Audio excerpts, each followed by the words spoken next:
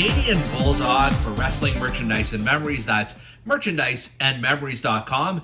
And welcome to another edition of Bulldog's Unboxings.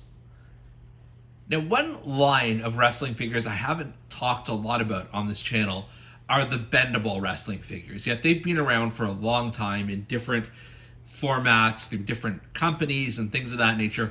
So I was really psyched when I heard that WWE had secured the license to Bendems, which is, a line of figures that they had run in the early to mid 1990s for several years, and they're coming back with them with a more modern take on it. So I have purchased the entire WWE Superstars Series 1 of figures. I understand there's also a Legends line out that I will take a look at when they're available here, but these were the first 4 that were available, so we're going to take a look at them one by one. We are also going to compare them to some of the bendable wrestling figures of the past, just to see how they scale up and how they stack up, that kind of thing.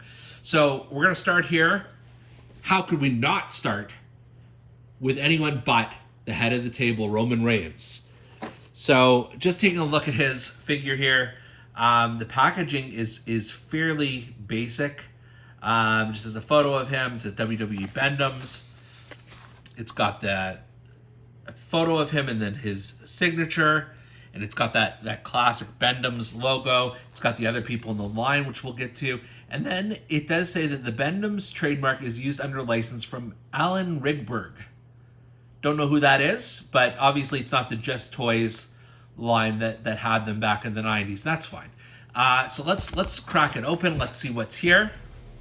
All right, so the first thing I noticed here is that each of these figures are on a little WWE Championship style base with one foot tacked onto them. I'm not sure if it's permanent or not.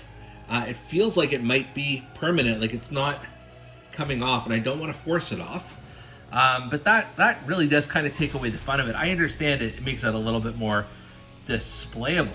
But I am hoping that maybe this is just a fluke and maybe I can figure it out. Let's see what we got here, though. So you've got the Roman Reigns with his full sleeve of tattoos. He's got the very cool red glove.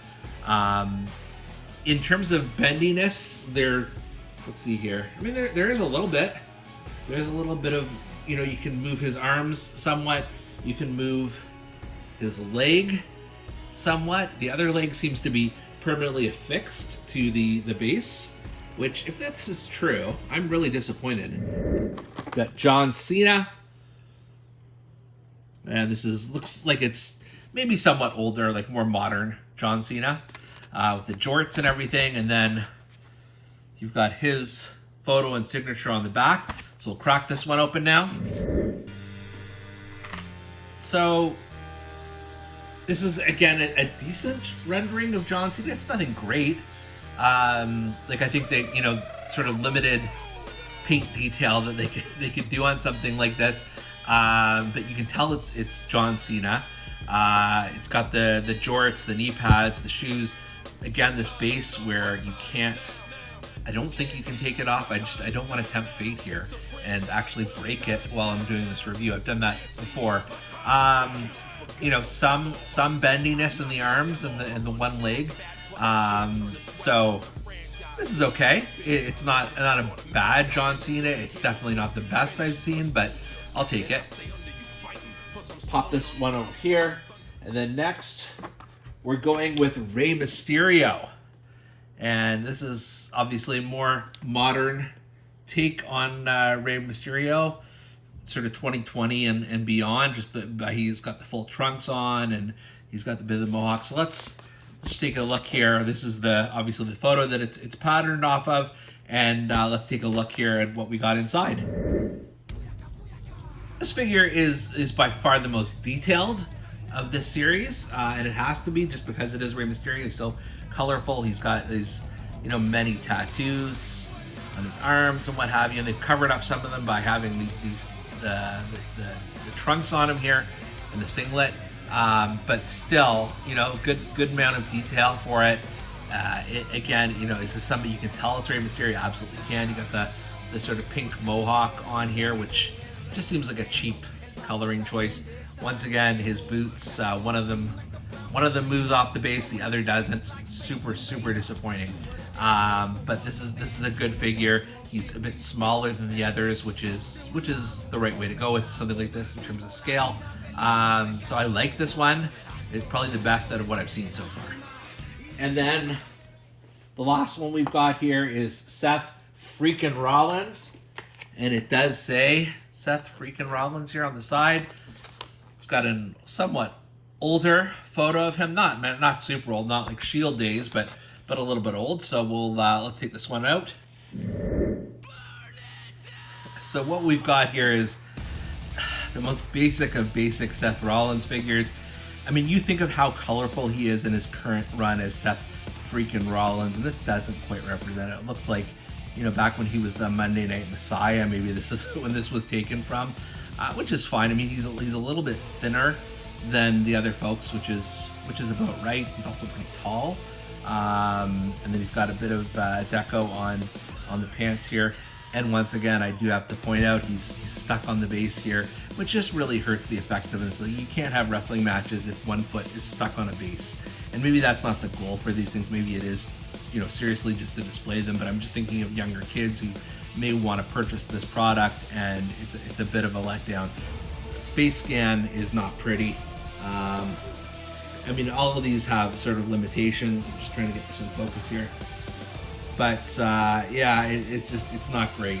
It certainly doesn't remind me of Seth Rollins. You look at the eyebrows here. I don't know why I can't even get in focus. I mean, the camera doesn't want me to do a good review. There we go. Yeah, not so hot, not so great. It is what it is, and yeah, Seth Rollins rounds out the crew here. Finally here, I'm going to do some comparison so you can see how they match up against other bendable wrestling figures over the years. This is obviously the original LJN Superstars Bendems figure, the Iron Sheik, and he is considerably smaller than Roman Reigns here, although more colorful, I will say that. Like, I think they put a bit more effort into it, even if it's cartoony. Maybe he should have a base because Sheiky Baby here isn't standing very well. But you can see there's a massive difference in terms of size between these two figures. Then we go to the Bendems line, the Bendems line, and this is what I was expecting these figures to be more in line with. So you've got the WWF Bendems Undertaker versus the WWE Bendems Roman Reigns. Obviously, there's no comparison point between these two because Roman is much taller here and a bit more proportioned compared to the Undertaker, which is more short and compact and more cartoonish, and he's one of the taller guys in the Bendems line. So it just tells you that these are not compatible, probably weren't meant to be. And then I'm going to put him side by side with the WCW Flex and Bend figures, which again are having a bit of trouble standing. There we go. These are probably the closest you're going to get in terms of comparison. Yes, there is a bit of a size differential here, but just in terms of the way they look, the way that their sort of physiques were sculpted, I'd say this is pretty close. Obviously, the WWE Bendems are slightly taller, but it's not a huge difference if you want to pose them beside the WCW guys, which I may end up actually doing. And then last, I'll take a look at the major bendies that have come out. This is Brian Pillman here. Again, that's a lot closer to a WWF Bendem, just in terms of the chunkiness of it and the more cartoonish style. So it's a different line. It's not meant to be a throwback to the Bendems or the Bendies of days gone by. Maybe it should have been, though. And I can't state this enough, the little base gimmicks on here, not a fan at all. So in terms of these figures, they're okay. I'm not gonna rush out to get all of these. Well, I probably will anyways, but I won't do so gladly. Like, I'm not looking for more. But for Bulldog's Unboxings, I'm Canadian Bulldog, and we'll see you next time.